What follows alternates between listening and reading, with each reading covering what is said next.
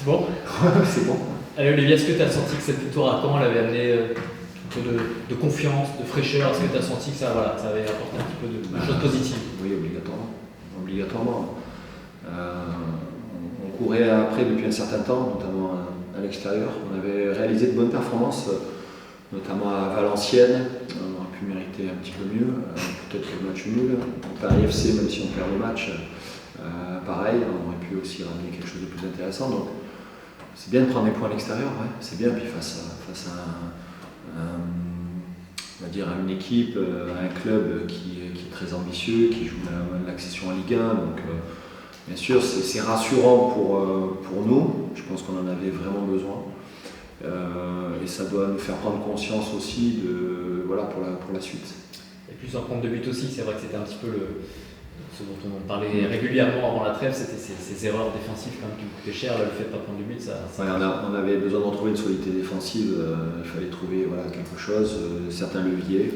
Je pense que ça a été bien fait. Ça a été, pour moi, c'est vraiment un match référence sur le plan défensif. Vraiment. Après, sur le plan offensif, en termes d'efficacité, c'était aussi très bien, puisque deux frappes cadrées et un but. Donc c'est bien, mais il y a ce mais parce que en revoyant les images, et ce que j'avais ressenti aussi en bord de terrain, c'est qu'on a mal négocié certaines ressorties de balles, et notamment en deuxième mi-temps. Sur les transitions? Ouais, dans les transitions.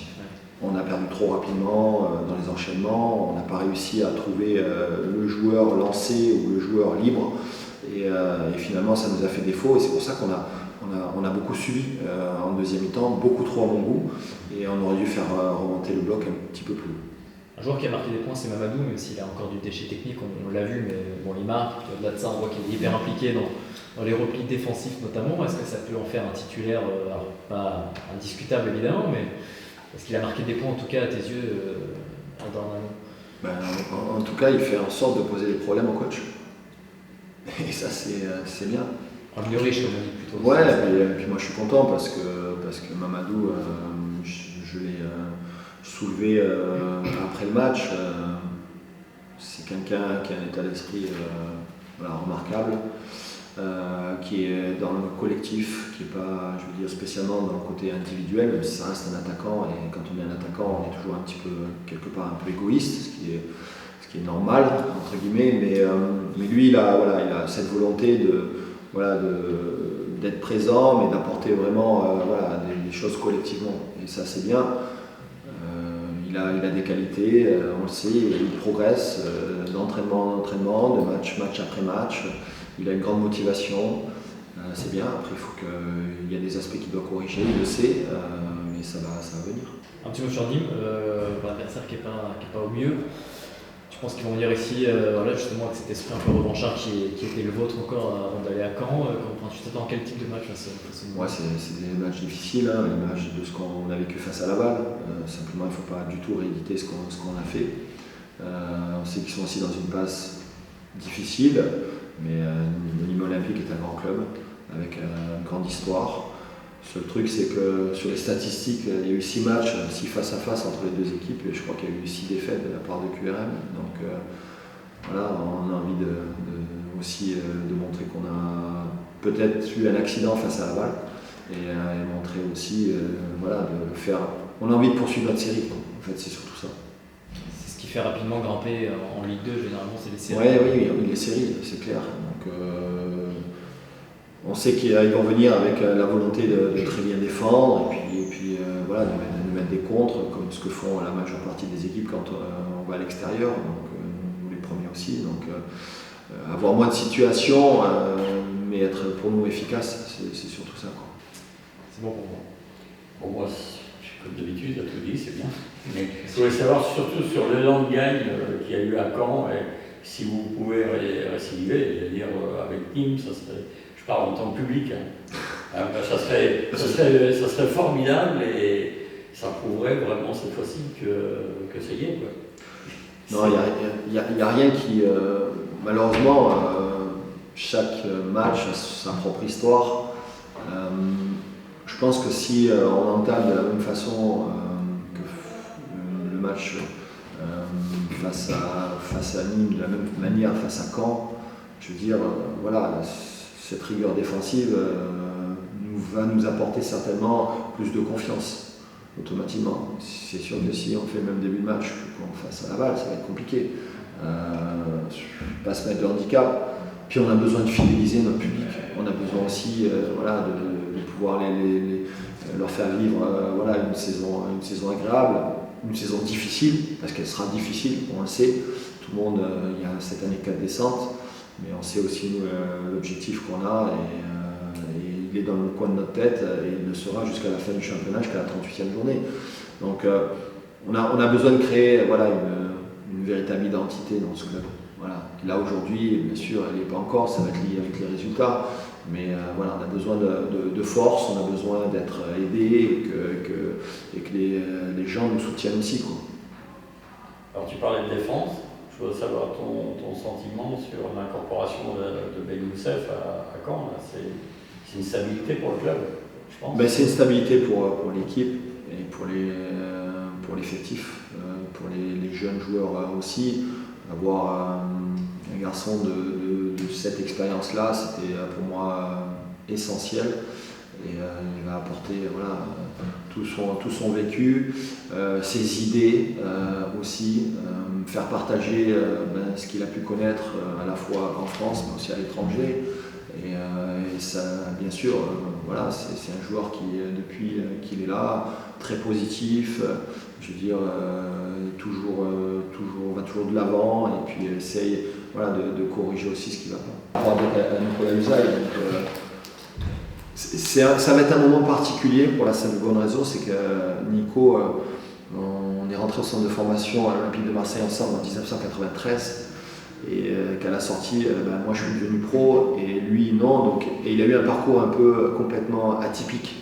Et pour se retrouver dans le monde professionnel, en tant que, après, il a eu beaucoup de joueurs national, mais après il a été coach adjoint, et puis là il s'est retrouvé en poste depuis maintenant un certain nombre d'années, d'abord en national et puis maintenant sur la Ligue 2. Et Nico, c'est un beau clin d'œil parce que c'est quelqu'un vraiment très bienveillant, très ouvert. Et j'ai beaucoup d'admiration pour ce qu'il a fait parce que c'était pas facile. Il est parti un peu dans le monde amateur et puis pour se retrouver dans le monde professionnel, c'est jamais évident. Et malgré tout, voilà, son parcours atypique et sa persévérance fait qu'aujourd'hui il se retrouve sur le banc au niveau olympique et je suis très content de pouvoir l'affronter. Vous êtes resté en contact un petit peu depuis l'OM ? Oui, on est resté en contact un petit peu par moment, soit parce qu'on s'appelait par rapport à certains joueurs, etc. Ou je peux prendre aussi des nouvelles. Voilà, donc ça va être un moment, un beau petit clin d'œil. À un moment, il a fait partie de la shortlist actuelle ces dernières années. Ouais. Et pour la petite histoire, les trois qui étaient ensemble, notamment quand je suis arrivé à l'Olympique de Marseille, donc il y avait Nico Usaï, il y avait Fabien Mercadal et moi. Ah ouais. Voilà. Vous étiez potes tous les trois. Ouais, vous étiez potes carrément. Ouais. Ah oui, on a passé vraiment beaucoup de très bons moments. Ouais. Ah, c'est marrant. Donc ça va être un peu, peut-être pas l'émotion, c'est peut-être un peu non, fort, mais ça va. Je trouve que c'est un beau clin d'œil, quoi. Voilà, c'est vraiment un beau clin d'œil de se retrouver presque 30 ans, c'est ça 13, 2032. Ouais, vous étiez les minots, quoi. Ouais, exactement. Les minots, l'année au Marseille, la Ligue des Champions. Ouais, les 30 ans après, se retrouver sur les bornes de touche, c'est... Un petit peu pourquoi tu es venu ici à QRM cet été? Je suis venu à QRM cet été parce que c'est un club qui s'est manifesté. C'est un club qui s'est manifesté au début du mercato. Le projet m'a plu directement. J'ai discuté directement avec les directeurs sportifs et avec le coach aussi. Ils m'ont fait savoir qu'ils étaient intéressés par mon profil et qu'ils voulaient avancer sur mon profil. J'ai préféré ne pas attendre car je voyais qu'ils avaient confiance en moi et qu'ils me voulaient vraiment. Et c'est pour ça que je suis venu ici. Exactement. Comment tu juges justement tes premiers mois ici à QRM? On peut dire des premiers mois on va dire de rodage. Parce qu'on ne se connaissait pas assez bien, le groupe il a beaucoup changé, le staff aussi il a pas mal changé. Et je pense qu'il y a une bonne équipe et je pense que sur la durée, on va être encore meilleur. T'as mis un certain temps avant de marquer ton premier but, alors tu es très généreux dans les efforts, dans les courses, tu marques ton premier but face à Niort et derrière tu découpes un petit peu. Est-ce qu'il y a pas eu des regrets quand même d'avoir gâché un petit peu ce premier but par le rouge que tu prends après? Bien sûr, il y a toujours des regrets, surtout vu comment le carton rouge il s'est déroulé, il y a toujours des regrets. Malheureusement, on ne peut pas faire retour en arrière, mais c'est un acte un peu reprochable. En tout cas, le fil rouge du début de saison, c'est que le coach te fait vraiment confiance parce que tu n'as pas beaucoup marqué au début. Alors tu dis, tu as fait des efforts, tu as fait plein d'autres choses, mais il aurait pu dire, bon, à un moment, il marque pas, je sors. Il y a ce match à Niort où tu marques et tu prends ton rouge, il aurait pu dire, bon, bah, quand il revient, je vais le mettre un peu de côté pour qu'il comprenne. Tu te remets titulaire, il est content de toi, tu fais tes matchs. C'est appréciable d'avoir la confiance comme ça d'un coach comme tu l'as avec Olivier Chaussny. Bien sûr, c'est pour toujours. C'est largement appréciable d'avoir la confiance de son coach. Je pense qu'il faut continuer d'arracher, que ce soit moi comme un autre. Quoi. Ouais. Match face à Nîmes, là vous venez de retrouver la confiance en gagnant à Caen. L'idée c'est forcément de poursuivre sur cette lignée histoire de prendre un petit peu de distance avec la zone rouge, c'est ça un petit peu l'idée? Exactement, c'est de prendre des distances avec la zone rouge. Je pense que ça peut être le bon match comme le mauvais match. Parce qu'on se retrouve un peu dans le même cas de figure que Laval. Ouais. Je pense que c'est un match qui peut. Pour moi, c'est quand même un match à 9 points. Quoi. J'ai presque pas envie de dire ça, mais il ne faut pas sauter. En tout cas, il ne faut pas perdre de points. Pas briser le petit élan que vous venez de. Exactement, on a fait un gros effort samedi dernier. Je pense que s'il y a défaite samedi, la victoire face à Caen, ça sert à rien. Ouais.